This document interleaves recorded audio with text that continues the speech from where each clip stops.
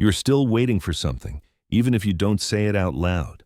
A message that explains, a reason that softens the blow, a final talk that ties the story into a neat knot. You tell yourself that once you get that ending, you will feel calm and whole again. But look at what is really happening inside you. Your mind keeps circling the same memory, the same moment, the same question. You are not resting. You are chasing. An unfinished story is a shadow that follows you everywhere. It sits beside you when you wake up and whispers to you when the world goes quiet. You check old messages, you replay old conversations, you imagine new ones that never happen. You think you are searching for peace, but peace would mean letting go, and letting go would mean closing the door. Deep down, you are afraid to close it yourself, because a closed door means the story is truly over. Some people understand this weakness better than you do. They know that a clear ending sets you free. So they do not give it. They leave in silence. They answer with half-truths. They promise talks that never come. They keep the door slightly open, just enough to keep you standing in the frame, not inside, not outside, just stuck. In the wild, a predator does not always attack. Sometimes it simply keeps the prey tired, confused, and watching.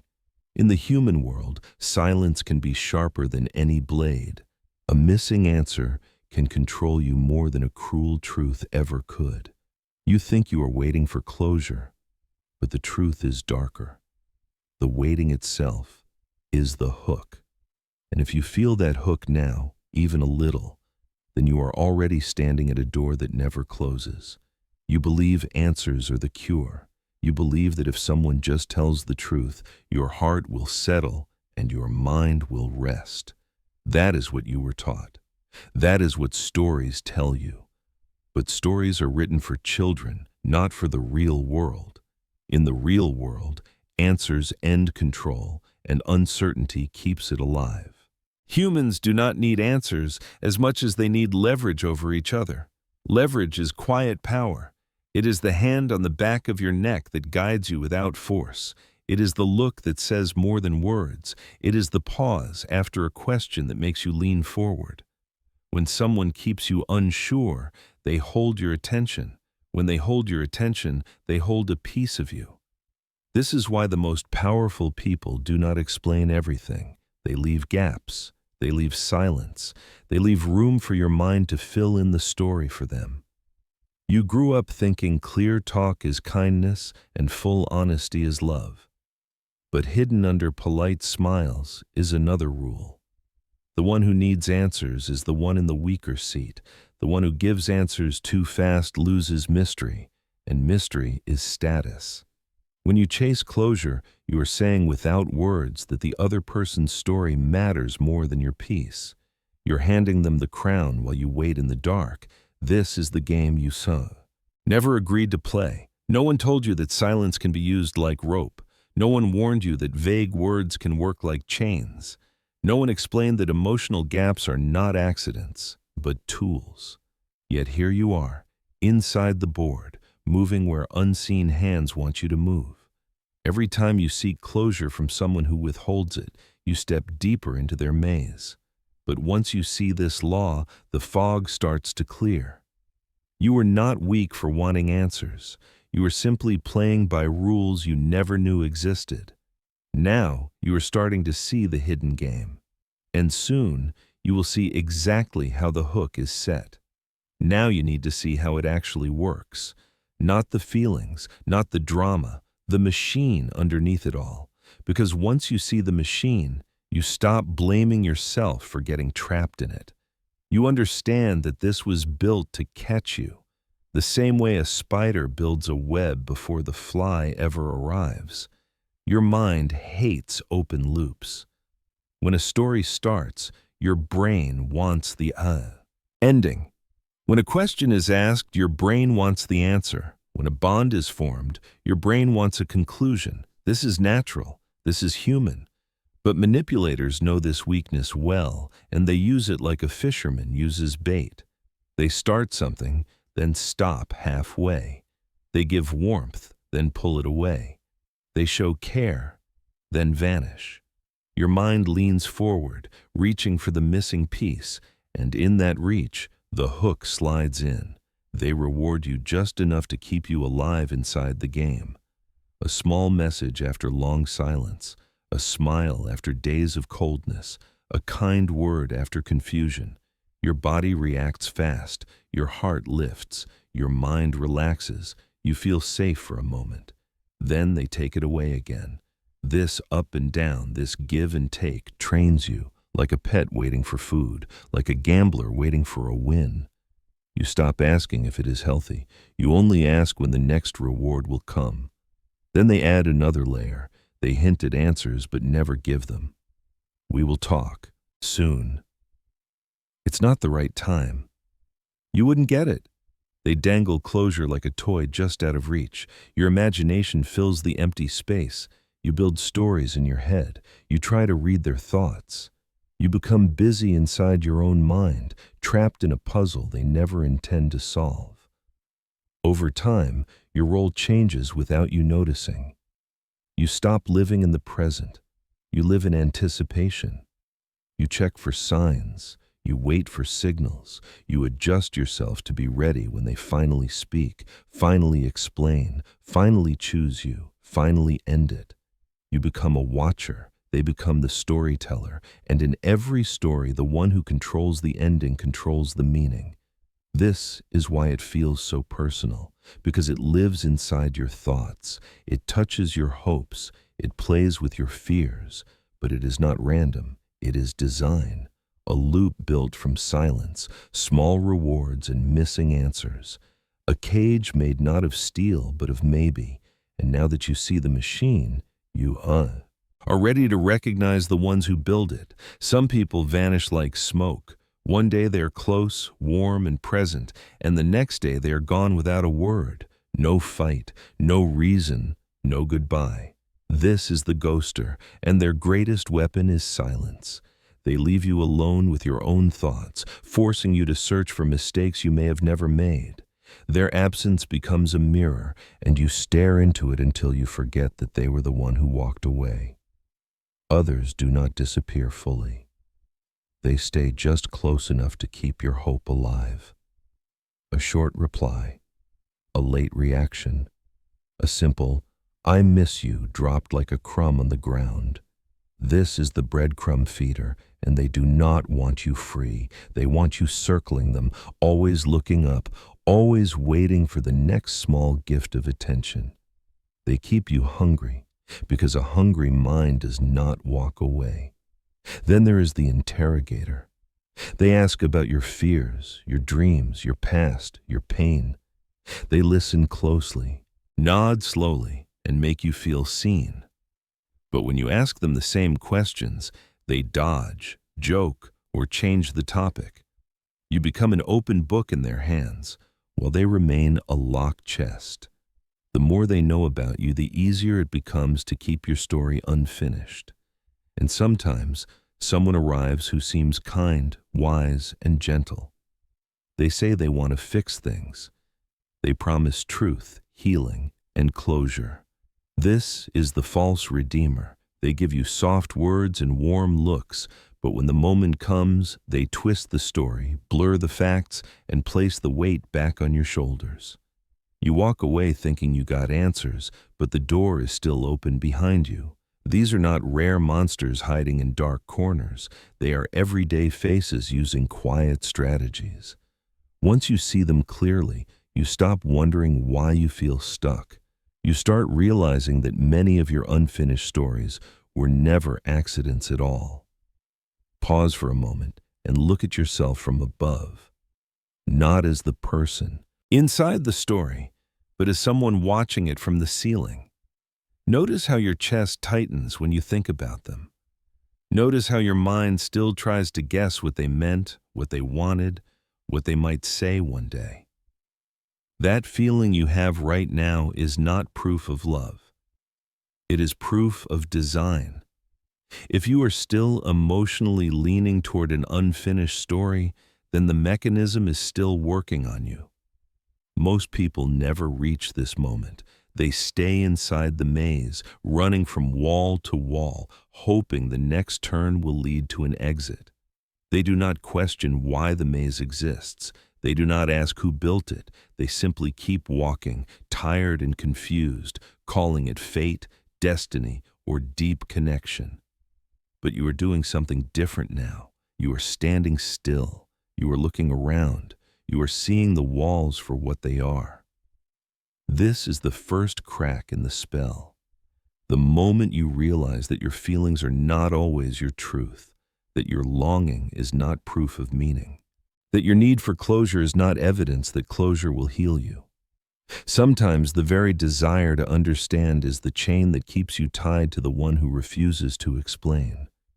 Take a slow breath in your mind. Let the story go quiet for a second. No chasing, no replaying, no imagining future talks, just silence, just distance. In that small gap, you start to feel something new, not love, not hate, but awareness. The sense that you are not inside the maze anymore. You are looking at it from the outside. And once you see the maze, you start to notice something else. Some builders are not just careless. Some are not just selfish. Some are far darker. They do not only leave stories unfinished, they feed on unfinished stories. And that is where we descend next. Now we go deeper. Because some people do not just play with your need for closure, they build their whole identity on it. They live on unfinished stories the way parasites live on a host. They do not simply hurt you by accident. They shape confusion on purpose. They understand that a mind searching for answers is a mind that can be led anywhere. These are the darkest architects, the ones who study your hopes and fears like a map. A cult leader who promises secret truth but never gives the full picture, keeping followers forever reaching. A narcissistic strategist who shifts blame and rewrites history so you doubt your own memory. An emotional parasite who feeds on your guilt, your empathy, your patience, knowing you will stay until you finally understand them. An authority figure who speaks in riddles, half-rules, and unclear expectations, keeping you obedient through uncertainty. With these people, the unfinished story is not just a tactic. It is a feeding ground. They do not want you to heal. They do not want you to move on. They want you engaged, questioning, apologizing, adjusting, trying harder. Every moment you spend seeking clarity from them is a moment you do not spend reclaiming yourself. They twist the past so you doubt what happened. They twist the present so you doubt what you feel. They twist the future so you doubt if you could ever leave. They create a world where they are the only possible source of answers, and yet answers never arrive. You're kept thirsty while standing beside a well they refuse to open. This is how small personal confusion becomes a larger power game. It is no longer just about a friend, a lover, a parent, or a boss. It becomes a system, a structure where one side speaks clearly and the other stays vague, where one side questions and the other deflects, where one side carries emotional weight and the other floats free. If you feel a quiet fear as you listen to this, that is good. Fear sharpens vision. Fear wakes survival instinct. Because once you see that unfinished stories can be used to control entire lives, you stop treating closure as a gentle wish. You start treating it as a battlefield. And now, with all of this in view, something inside you is ready to change. Not slowly, not softly, but completely. Something inside you has been shifting through every word. You may not feel it fully yet, but it is already happening. The part of you that begged for answers, that waited for messages, that replayed old scenes, that hoped for one final conversation, is starting to grow tired. Not sad, not angry, just awake. And once you are awake, you cannot return to sleep. You begin to understand a new rule. The one who chases closure gives power away. The one who accepts silence takes power back. This is the moment your identity starts to change. You are no longer the seeker of answers. You become the keeper of silence. You stop leaning forward. You stop reaching. You stop asking people to explain who they are. You start watching instead, quietly, clearly, without hunger in your eyes. Silence becomes your new shield. When someone leaves a door half open, you no longer stand in the frame. You close it. Yourself. When someone disappears, you do not chase. You let the absence speak. When someone gives half-truths, you do not fill the gaps with your imagination. You leave their story unfinished and walk away whole. This is not coldness. This is self-rule. You also stop giving others full access to your inner world. You no longer pour out every thought, every fear, every wound to those who ask. You choose what to reveal. You choose when to speak. You become slightly unreadable. A mirror that reflects but does not absorb. A crown that sits steady, not begging for approval. This shift feels strange at first. Your old self was built on connection, explanation, repair. But your new self understands something sharper. Not every story deserves an ending. Not every person deserves your emotional labor. Not every silence needs to be filled. Once this shift locks in, it does not reverse. Because now you know. Closure is not something others give you. Closure is something you claim. And the moment you claim it, the trap loses its grip. You are no longer standing at the door.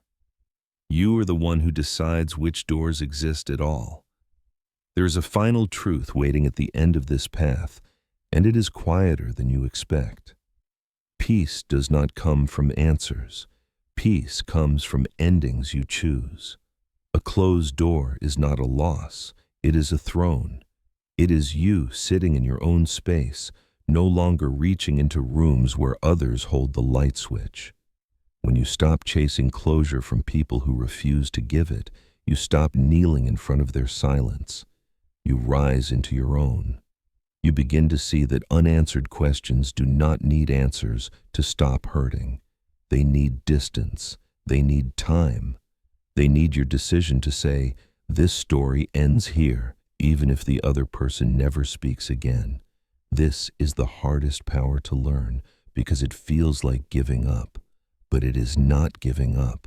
It is taking back what was never meant to be handed away, your attention, your energy, your inner world. A predator loses interest when the prey stops running. A manipulator loses grip when the mind stops chasing. A half-open door loses meaning when you stop standing in it. You do not need to slam it loudly. You simply walk away and let it close behind you. No drama, no final message, no last plea, just quiet authority. This is the new law you carry forward. You do not beg for explanations. You observe actions. You do not chase clarity. You create your own. You do not wait for permission to heal. You decide that healing is yours. Once this settles inside you, no unfinished story can own you again. No silence can command you. No vague promise can pull you back into the maze. You are no longer the one asking for the ending. You are the one who decides when the story is over. Now you understand something most people never will. You have seen behind the curtain. You have watched the machine work. You have felt the hook and learned how to remove it. This knowledge is not loud. It is not for crowds. It is quiet, sharp, and rare. And rare things are never handed out freely. Most people will keep chasing closure. They will keep waiting for messages, explanations, apologies, and signs. They will live their lives in doorways, half-inside stories that never end. They will call it love, loyalty, destiny, or patience. But you know better now. You know that silence can be a weapon, that uncertainty can be a cage, that the mind can be led like a blindfolded animal if it keeps searching for answers. This space we are in is not for everyone. It is for those who choose to see instead of sleep, for those who would rather understand the game than be played by it, for those who want to sit on the throne of their own mind, not beg outside someone else's door. If you stay here, you step deeper into that circle. a place where power is quiet, where awareness is sharp, and where no unfinished story owns you again. You do not need to announce your arrival. You simply choose to remain, to listen, to learn, to sharpen your sight. Others will keep chasing. You will keep seeing. Welcome to the inner circle.